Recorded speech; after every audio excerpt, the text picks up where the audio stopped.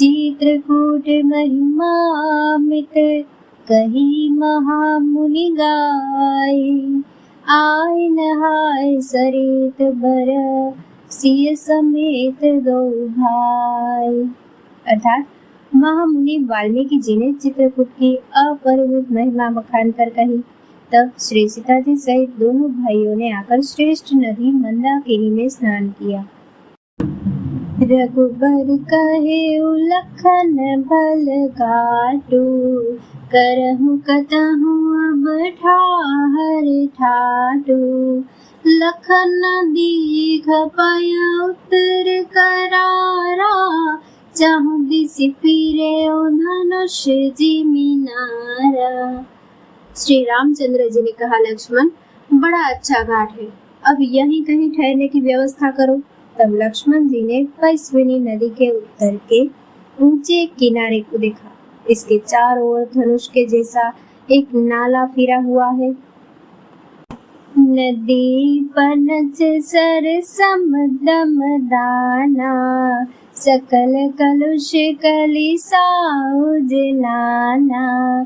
चित्रकूट जनो अचल अहेरी, चुकैन घाट मार मुठ बेरी। मंदाकिनी उस धनुष की प्रत्यंचा है और शम दम दान बाण है। कलयुग के समस्त पाप उसके अनेक हिंसक पशु हैं। चित्रकूट ही मानो अचल शिकारी है, जिसका निशाना कभी चूकता नहीं और जो सामने से मारता है। अस कही लखन ठाऊ देख रावा, थलु बिल्लू की रघुबर सुख पावा। रमयो राम मनु देवन जाना, चले सहित सुर थपति प्रधाना। ऐसा कहकर लक्ष्मण जी ने स्थान दिखाया। स्थान को देखकर श्री रामचंद्र जी ने सुख पाया। जब देवताओं ने जाना कि श्री रामचंद्र जी का मन यहाँ रम गया, तब वे देवताओं के प्रधान मकान बनाने वाले विश्वकर्मा को साथ लेकर चले। कोल की रात बैश सब आए, रचे परन तृण सदन सुहाए। बरनिल जाहि मंजु दुई साला, एक ललित लगु एक बिसाला। सब देवता कोल बिलों के वेश में आए और उन्होंने दिव्य पतों और घासों के सुंदर घर बना लिए। दो ऐसी सुंदर कुटिया बनाई जिनका वर्णन नहीं हो सकता। उनमें एक बड़ी सुंदर छोटी सी थी और दूसरी बड़ी थी। लखन जानकी सहित प्रभु, राजत रुचिर निकेता। सोह मदन मुनि वेश जनु, रति ऋतु राज समेत। लक्ष्मण जी और जानकी जी सहित प्रभु श्री रामचंद्र जी सुंदर घास पत्तों के घर में शोभायमान है। मानो कामदेव मुनि का वेश धारण करके पत्नी रति और वसंत ऋतु के साथ सुशोभित हो। अमर नाग किन्नर दिसि पाला, चित्रकूट आए तेहि काला। राम प्रणाम कीन सब काहू, मुदित देव लहि लोचन लाहू। उस समय देवता, नाग, किन्नर और दिक्पाल चित्रकूट में आए और श्री रामचंद्र जी ने सब किसी को प्रणाम किया।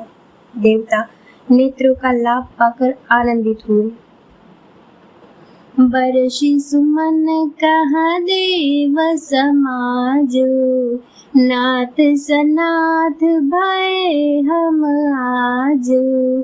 कर बिनती दुख दुस्सह सुनाए, हर्षित निज निज सदन सिधाए।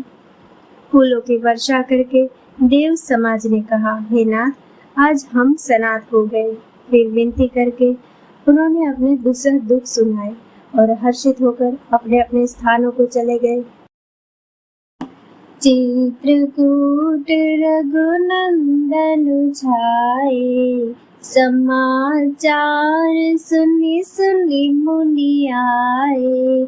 आवत देखि मुदित मुनि वृंदा, कीन दंडवत रघुकुल चंदा। श्री रघुनाथ जी चित्रकूट में आ बसे हैं। यह समाचार सुन सुनकर बहुत से मुनि आए।